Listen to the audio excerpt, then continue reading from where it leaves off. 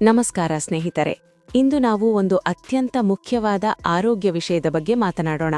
ಅದುವೇ brain stroke ಅಥವಾ ಲಕ್ವ.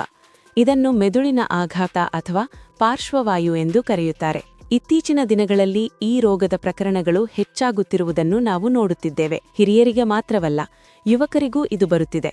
ಆದರೆ ಒಳ್ಳೆಯ ಸುದ್ದಿ ಏನೆಂದರೆ ಇದನ್ನು ತಡೆಗಟ್ಟಬಹುದು ಮತ್ತು ಲಕ್ಷಣಗಳು ಕಾಣಿಸಿಕೊಂಡ ತಕ್ಷಣ ಸರಿಯಾದ ಕ್ರಮ ಕೈಗೊಂಡರೆ ಜೀವ ಉಳಿಸಬಹುದು ಮತ್ತು ದೀರ್ಘಕಾಲೀನ ಅಂಗವೈಕಲ್ಯವನ್ನು ತಪ್ಪಿಸಬಹುದು. ಬನ್ನಿ, ಇದರ ಬಗ್ಗೆ ವಿವರವಾಗಿ ತಿಳಿದುಕೊಳ್ಳೋಣ. ಮೊದಲು ಲಕ್ವ ಎಂದರೇನು?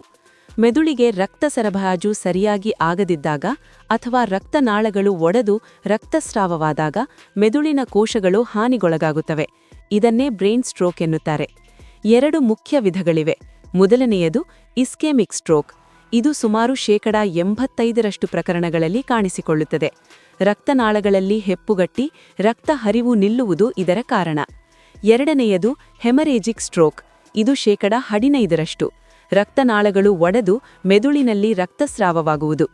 ಈ ರೋಗಕ್ಕೆ ಮುಖ್ಯ ಕಾರಣಗಳೇನು?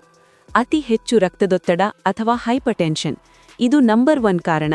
ನಂತರ ಸಕ್ಕರೆ ಕಾಯಿಲೆ ಅಥವಾ ಡಯಾಬಿಟೀಸ್, ಹೈ ಕೊಲೆಸ್ಟ್ರಾಲ್, ಧೂಮಪಾನ, ಮದ್ಯಪಾನ, ಅತಿ ತೂಕ ಅಥವಾ ಊಬಕಾಯಿಕೆ, ವ್ಯಾಯಾಮದ ಕೊರತೆ, ಅನಾರೋಗ್ಯಕರ ಆಹಾರ ಸೇವನೆ, ಹೃದಯ ಸಂಬಂಧಿ ಕಾಯಿಲೆಗಳು, ಒತ್ತಡ, ಕೆಲವು ಆನುವಂಶಿಕ ಕಾರಣಗಳು ಇದಕ್ಕೆ ಕಾರಣವಾಗಬಹುದು. ವಯಸ್ಸಾದವರಿಗೆ ಹೆಚ್ಚು ಅಪಾಯವಿದ್ದರೂ 25 ವರ್ಷದೊಳಗಿನವರಿಗೂ ಬರುತ್ತಿದೆ ಎಂಬುದು ಆತಂಕಕಾರಿ. ಈಗ ಮುಖ್ಯವಾದದ್ದು ಲಕ್ಷಣಗಳು. ಇದು ಹಠಾತ್ತನೆ ಬರುತ್ತದೆ. ಒಂದು ಕ್ಷಣದಲ್ಲಿ ಎಲ್ಲವೂ ಬದಲಾಗುತ್ತದೆ. ಲಕ್ಷಣಗಳನ್ನು ಸರಳವಾಗಿ ನೆನಪಿಟ್ಟುಕೊಳ್ಳಲು ಫಾಸ್ಟ್ ಅಥವಾ ಬಿ ಫಾಸ್ಟ್ ಎಂಬ ಮಾರ್ಗದರ್ಶಿ ಇದೆ. ಎಫ್ ಅಂದರೆ ಫೇಸ್ ಅಥವಾ ಮುಖ. ಮುಖದ ಒಂದು ಬದಿ ಇಳಿಮುಖವಾಗುತ್ತದೆ ಅಥವಾ ನಗುವಾಗ ಒಂದು ಬದಿ ಮಾತ್ರ ನಗುತ್ತದೆ.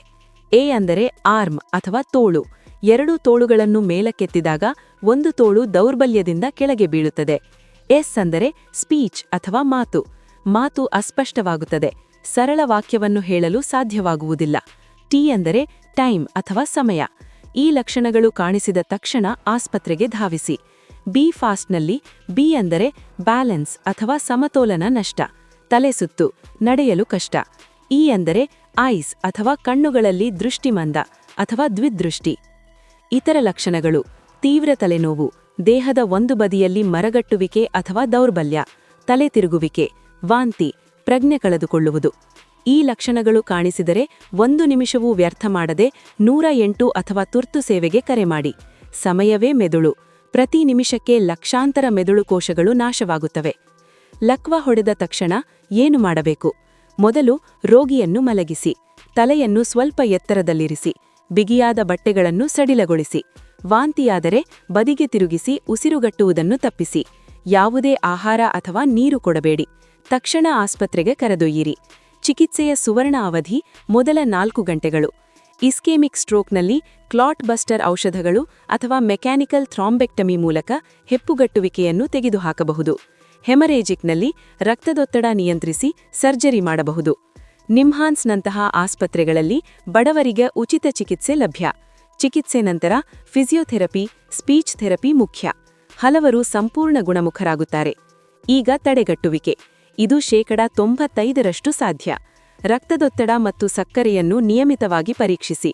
ಆರೋಗ್ಯಕರ ಆಹಾರ: ಹಣ್ಣುಗಳು, ತರಕಾರಿಗಳು, ಧಾನ್ಯಗಳು, ಕಡಿಮೆ ಉಪ್ಪು, ಕಡಿಮೆ ಸಿಹಿ, ಕಡಿಮೆ ಎಣ್ಣೆ.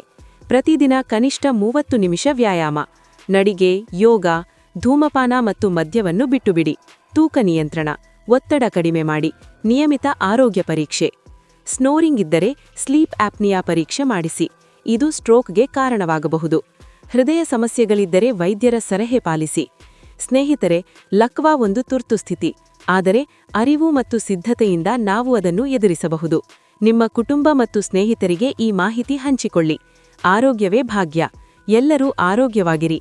ಧನ್ಯವಾದಗಳು.